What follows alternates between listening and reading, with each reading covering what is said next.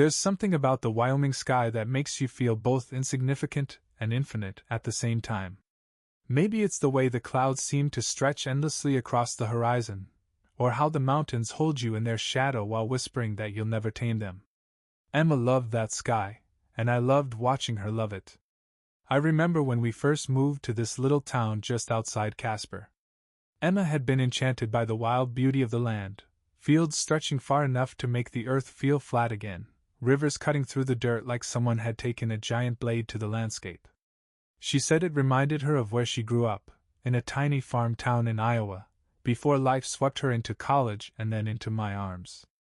We'd met at a friend's housewarming party in Denver 6 years ago. She was there with her college friends, and I tagged along with some buddies from work.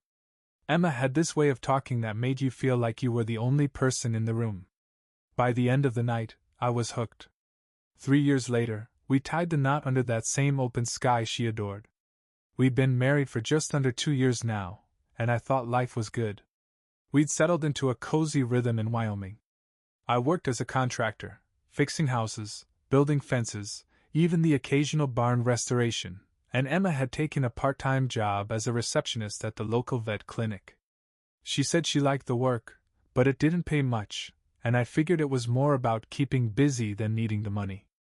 My contracting business kept us afloat, even if some months were leaner than others. Our house was a fixer-upper I'd bought before we married, a modest 2-bedroom place with a sprawling backyard that backed up to the woods. I'd poured countless weekends into renovating it, and though the work was far from finished, Emma said she loved its charm. She'd painted the kitchen walls a soft yellow and filled the shelves with mason jars of dried herbs and spices. The bedroom was her sanctuary, with fluffy throws and candles that made it smell like lavender year-round. Looking back, maybe I should have noticed the little things earlier. Like how she'd been more distracted lately, her phone constantly buzzing with notifications. Or how she'd started spending more time out of the house, taking up yoga classes in town, meeting up with new friends she'd made at the clinic. I chalked it up to her needing a social life outside of me. God knows this town wasn't exactly bursting with entertainment. Still, I couldn't shake the feeling that something was off. It was subtle at first. A weird look she gave me one night when I asked how her yoga class went. Or the way she changed the subject whenever I brought up making plans for the weekend. I tried not to overthink it. We were both still figuring out life as a married couple, right? You can't expect every day to feel like a honeymoon. Then there was the box. It showed up on our porch one Friday morning, delivered by UPS. I'd been home that day, waiting for a lumber shipment for a project I was working on. The driver handed me the package, a small, plain box with Emma's name on it. I brought it inside and set it on the counter, figuring she'd open it when she got home. But when Emma saw it that evening, her reaction caught me off guard. "Oh, thanks," she said, her voice tight, almost nervous. She picked up the box, holding it like it might explode. "What is it?" I asked, leaning casually against the counter. "Just some stuff I ordered online," she said quickly. "Nothing exciting." Before I could ask anything else, she disappeared into the bedroom with it, shutting the door behind her. That wasn't like Emma. She wasn't one for secrets. For the next few days, the box lingered in the back of my mind. I told myself not to be nosy. It was probably something harmless, like clothes or a book. But the way she'd acted kept nagging at me, like a pebble in my shoe. A week later, while Emma was at work, I found myself standing in the bedroom, staring at the drawer where she tucked it away. I knew it was wrong, but curiosity burned brighter than guilt.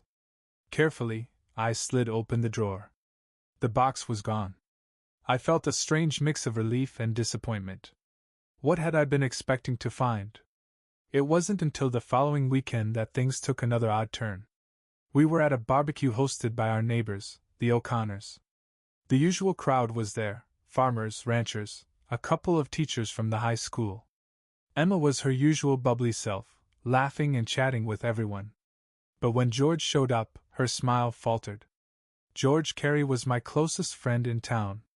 He was a mechanic who owned a small garage where half the locals got their trucks fixed. He'd been a groomsman at our wedding, standing right next to me at the altar.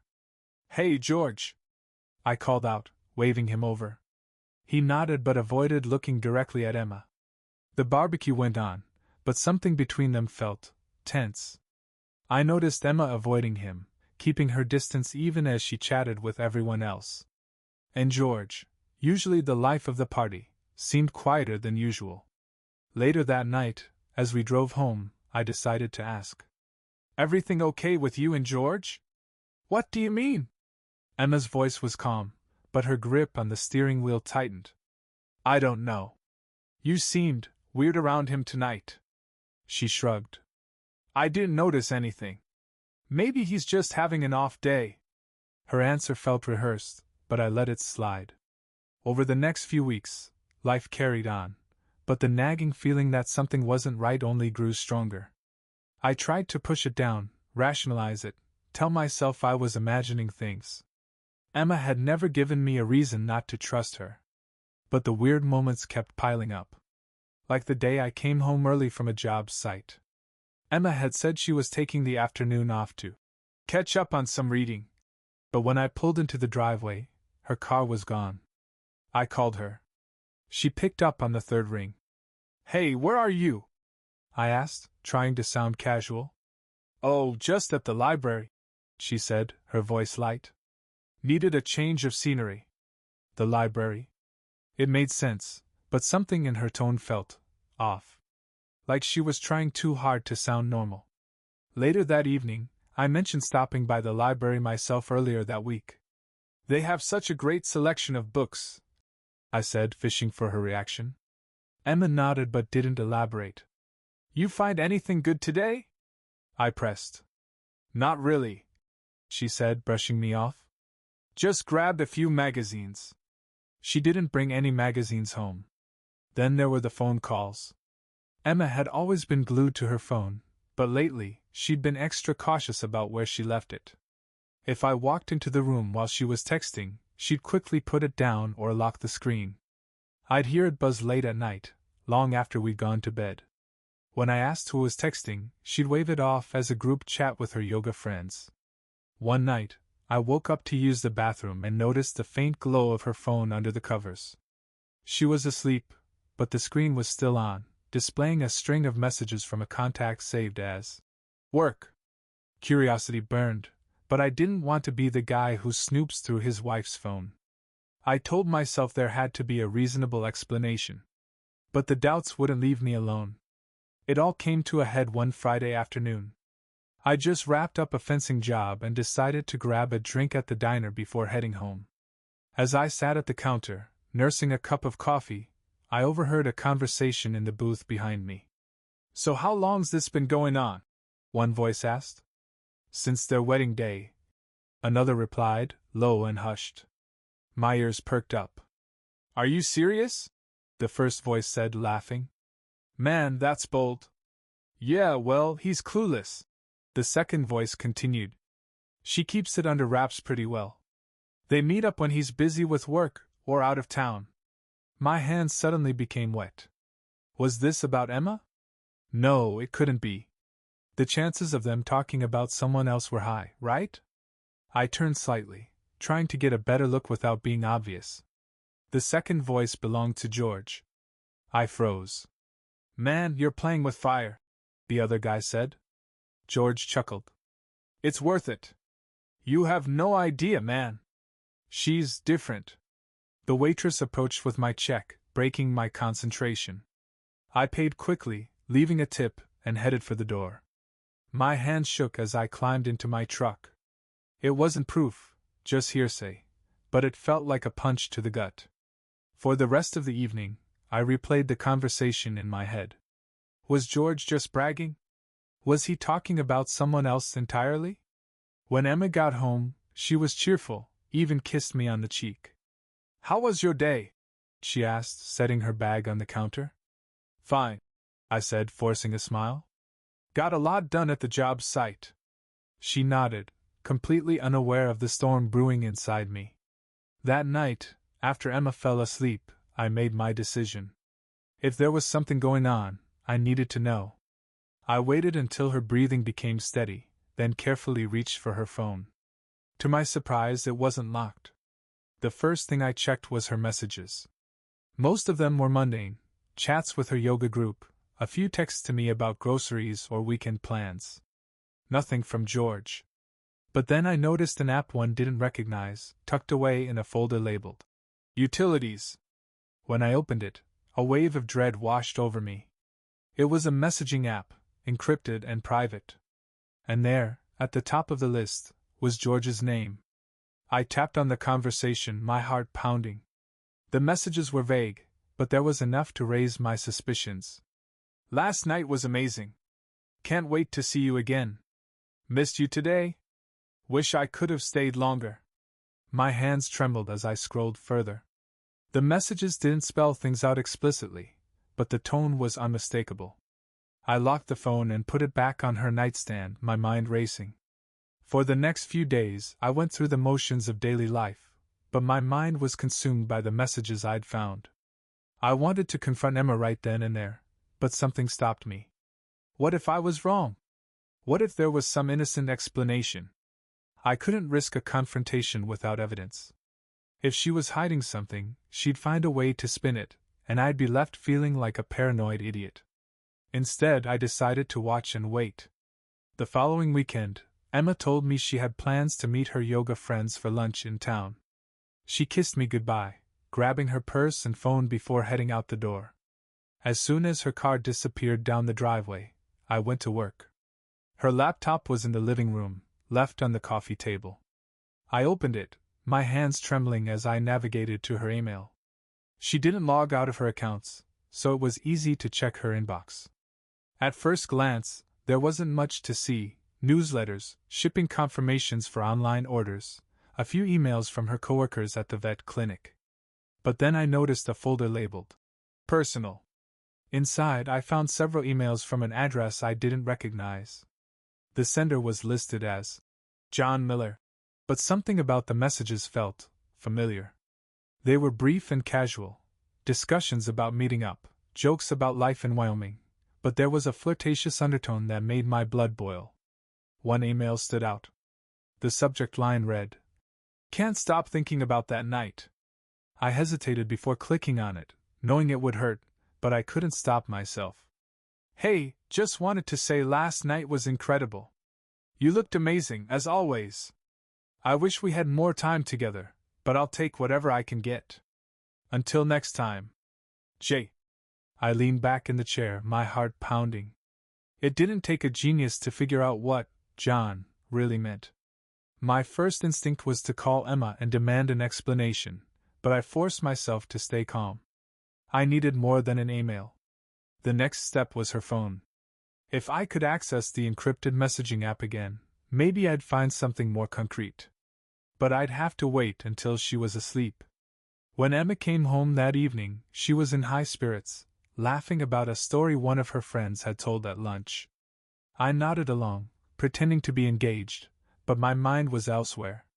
That night, as she lay beside me, I waited until her breathing became steady before carefully reaching for her phone. This time, the app was locked with a passcode. I cursed under my breath. She must have added it after noticing I'd been through her messages.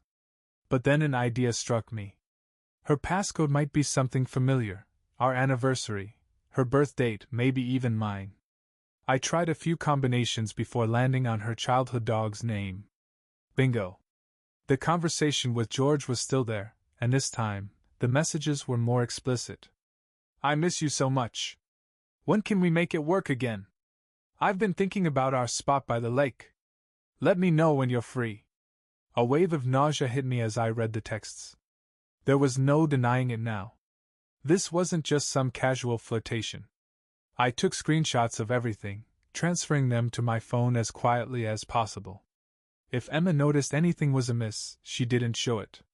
The next day, I called in sick to work. I told Emma I wasn't feeling well, and she offered to stay home, but I waved her off, saying I'd be fine. As soon as she left, I got in my truck and drove to George's garage. When I pulled up, George was outside, working on an old pickup.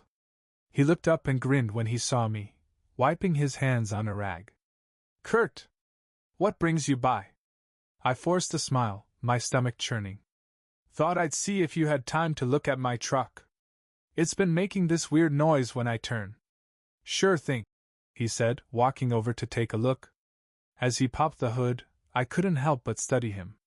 He looked so damn normal, like the same guy who'd been my best man and helped me build a shed in my backyard last summer.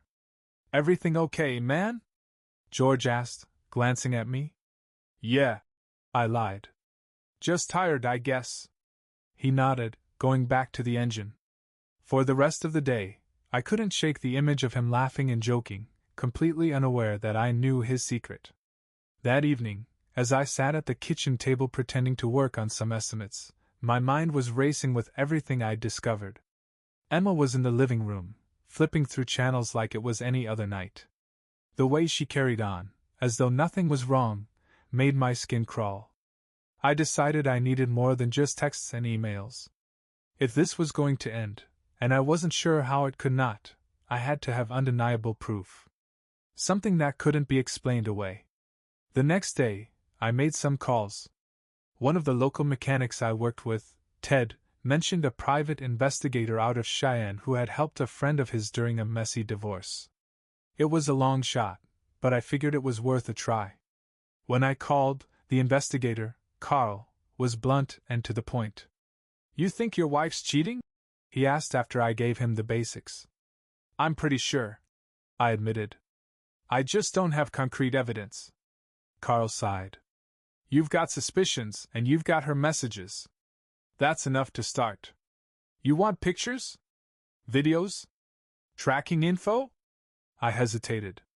The thought of seeing her with George, or anyone else, made me sick. But I had to know. All of it, I said. He quoted me a price that made my mind drop, but I agreed. The next week was agonizing. Carl had installed a tracking device on Emma's car while she was at work and gave me access to an app that showed her location in real time. I felt like a spy, checking the app whenever I had a free moment. At first, her routine was normal: work, yoga, errands. But then, one Thursday afternoon, the app showed her heading toward a spot on the outskirts of town, near the lake. I recognized the location immediately. It was a secluded picnic area we'd visited once during the first summer we lived in Wyoming. At the time, I thought it was romantic, our little hidden spot. Now, the thought of her taking George there made my blood boil. Carl was already on it. By the time Emma parked her car, he was in position with a camera. He called me later that night, his voice grim. She met with him, he said. They were there for about an hour. Got pictures of them kissing, holding hands. No question about what's going on. I thanked him, my voice hollow. When the pictures came through, it was like a punch to the gut. There she was, my wife, laughing and leaning into George like they were in some kind of romantic movie. I stared at the photos for what felt like hours, trying to process what I was seeing. This was the woman I'd promised to love and protect, the woman I thought I'd grow old with. And this was George, the man I trusted more than anyone else in town. That night I didn't sleep. I lay awake, staring at the ceiling, wondering how it had come to this. The next morning, Emma noticed my mood. You've been quiet, she said over breakfast. Just tired, I muttered. She reached across the table and squeezed my hand. You've been working so hard lately. Maybe we should take a weekend trip. Just the two of us. The audacity of her suggestion nearly made me laugh. Maybe, I said, forcing a smile. Inside, I was boiling. By Saturday, I'd made up my mind. I couldn't keep pretending everything was fine. But I wanted the confrontation to be on my terms. That afternoon, I told Emma I had a last-minute job to check on and would be out for a few hours. She seemed unfazed, even cheerful. As I drove away, I called George. Hey man, I said, keeping my tone casual. You free tonight? I could use some help with a project at the house. Sure, he said without hesitation. Great, I said. Come by around 7. When I got home, Emma was in the kitchen, humming to herself as she chopped vegetables for dinner. George is coming by later, I said. Her hands froze for a fraction of a second before she continued chopping. Oh? What for? Just some work stuff, I said, watching her closely. Her face betrayed nothing, but I could see the tension in her shoulders. When George arrived that evening, I was waiting for him on the porch. Thanks for coming, I said, gesturing for him to follow me inside. Emma was in the living room, pretending to read a magazine. She looked up, her smile tight. George, she said, her voice overly bright. What a surprise.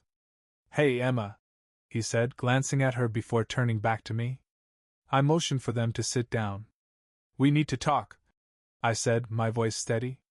George frowned. What's going on? Emma's face paled.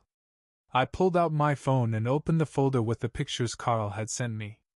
Without a word, I slid the phone across the table. The room fell silent as George picked up the phone, his face going white. Emma's eyes darted between us, panic setting in. Kurt, she began, her voice trembling. I can explain. Save it, I snapped, cutting her off. I want the truth. All of it. The silence in the room was deafening. George held my phone like it was burning a hole in his hand. He didn't look at me. He didn't look at Emma.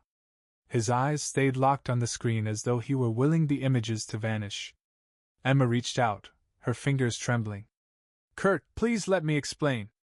No, I said sharply, my voice colder than I'd ever heard it. Not another excuse, not another lie. You start talking now, or I walk out that door and I don't come back. George finally put the phone down on the table and rubbed his face, his shoulders slumping under the weight of what was coming. Kurt, man, I didn't mean for it to happen. That was all it took. I lunged at him, my chair screeching against the floor as I grabbed him by the shirt and shoved him against the wall. You didn't mean for it to happen? I roared, my face inches from his. You didn't mean to screw my wife?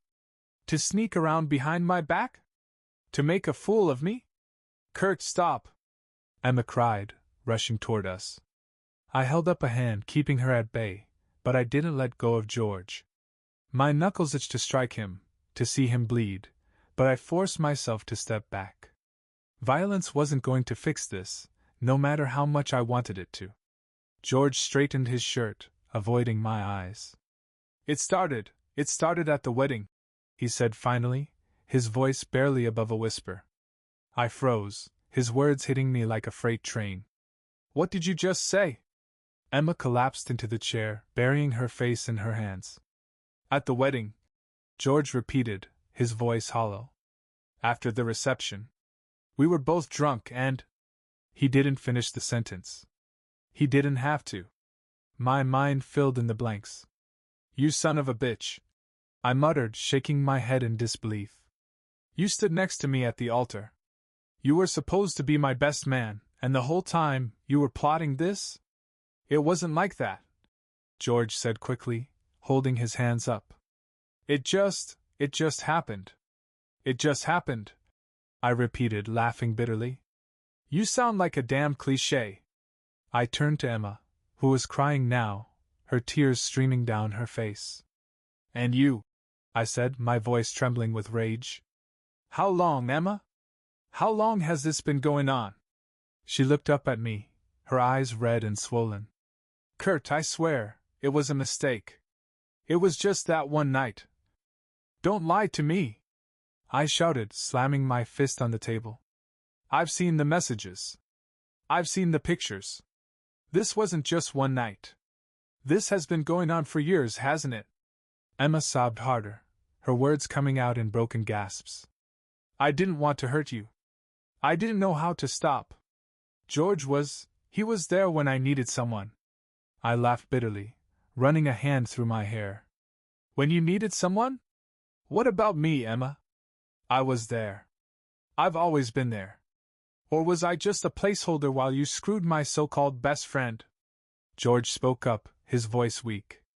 Kurt, I know there's nothing I can say to make this right, but… I'm sorry. I'm so damn sorry. Sorry? I said, turning on him. You think sorry is going to fix this? Sorry doesn't undo what you've done. I paced the room, my thoughts spiraling. 14 years of friendship. 2 years of marriage. And this is what I get in return. Emma stood up, reaching for me, but I stepped back. Don't, I said coldly. Don't touch me. Kurt, please, she begged. I love you. I made a mistake, but I love you. I shook my head, my chest tight with grief and anger. You don't do this to someone you love, Emma. You don't betray them like this. The weight of it all crushed me, and for the first time that night, I felt tears sting my eyes. I turned away, not wanting them to see me break. After a long moment, I spoke again, my voice hoarse. You've both destroyed everything. I hope it was worth it. I walked out the door that night and didn't look back. I drove aimlessly for hours, the Wyoming sky stretching endlessly above me, as if mocking the smallness of my life. By the time the sun rose, I knew one thing for certain: I couldn't stay. Not in this house. Not in this town. Emma called me dozens of times, but I didn't answer. I needed space. I needed time to figure out what came next. I spent the night in my truck, parked at a rest stop off Route 220. The cold Wyoming air seeped through the windows, chilling me to the bone, but I barely felt it. My head swirled with everything George and Emma had said. The images from Carl's photos still burned into my mind. By the time the sun rose, I felt hollow. The anger had drained out of me, leaving behind a deep, aching sadness. I couldn't face going back to the house, not yet. Instead, I drove to my parents' ranch on the outskirts of Casper. My mom opened the door, her face lighting up when she saw me. But her smile faltered when she noticed my expression. Kurt? Honey, what's wrong? I hesitated, the words catching in my throat. How could I tell her that my marriage, my life, had just imploded? Can I stay here for a while? I asked instead. Of course, she said without hesitation, pulling me into a hug. You're always welcome here. I spent the day helping my dad mend fences, letting the physical labor distract me from the storm inside my head. My parents didn't push me to talk, and I was grateful for that. But as the sun set over the ranch, casting long shadows across the fields, I knew I couldn't avoid the truth forever. That evening, after dinner, I sat at the kitchen table with my parents and told them everything. When I finished, my mom was in tears, her hands clutching mine. My dad, ever the stoic rancher, sat silently for a long time before speaking. Kurt, he said, his voice steady, you don't deserve this. No one does. But you've got to decide how to move forward. Are you going to fight for your marriage, or are you going to walk away? I didn't have an answer. The next few days were a blur. I stayed at the ranch, avoiding Emma's calls and texts. George didn't try to contact me, and for that, I was grateful. Eventually, I called my lawyer, explaining the situation in broad strokes. He was sympathetic but blunt. If you're planning to divorce, you'll need evidence, he said. The photos and messages you have should be enough, but you'll want to document everything. It felt surreal, discussing the logistics of ending a marriage. 2 years ago, I'd stood in front of family and friends, promising to love Emma for the rest of my life. Now I was preparing to dismantle the life we built together. After nearly a week, I finally returned to the house. Emma was waiting for me, her eyes red and swollen. Kurt, she said softly, stepping toward me. I'm so sorry. Please, let's talk. I held up a hand, stopping her. I'm here to pack a bag, I said coldly. That's all. Her face crumpled, but I didn't let myself feel anything. I pushed past her and headed to the bedroom. As I packed, she hovered in the doorway, pleading with me. It was a mistake, she said, her voice breaking. I was selfish and stupid, but I love you. I want to fix this. Please, Kurt. Don't give up on us. I turned to face her, my jaw clenched. You gave up on us the moment you decided to sleep with George. This isn't something you can just apologize for, Emma. You broke us. Her tears spilled over, and for a moment, I felt a flicker of sympathy. But then I remembered the texts, the photos, the lies, and the sympathy vanished. I stayed with my parents for the next month, using the time to sort out my next steps. My lawyer filed the divorce papers, and I began untangling my finances from Emma's. It was messy and painful, but I felt a grim sense of relief as each thread was cut. George, meanwhile, had been ostracized by most of the town. Word of his betrayal spread quickly, and his garage lost nearly all its customers. I didn't feel sorry for him. He'd made his bed, and now he had to lie in it. Emma, on the other hand, stayed in the house. I'd considered selling it, but I couldn't bring myself to let go of the home I'd poured so much of myself into. Instead, I decided to rent it out once the divorce was finalized. As the months passed, I began to rebuild. I threw myself into work, taking on more projects than ever before. The long hours were exhausting, but they kept me from dwelling on the past. Slowly, I started to heal. There were moments when the pain still hit me, sharp and sudden, like a blade to the chest. But those moments grew less frequent as time went on. One evening, as I stood on the porch of my parents' ranch, watching the Wyoming sky fade from orange to deep blue, I felt a sense of peace for the first time in months. I wasn't the same person I'd been before Emma and George's betrayal. But I was stronger now. Wiser. And for the first time in a long time, I felt ready to move forward.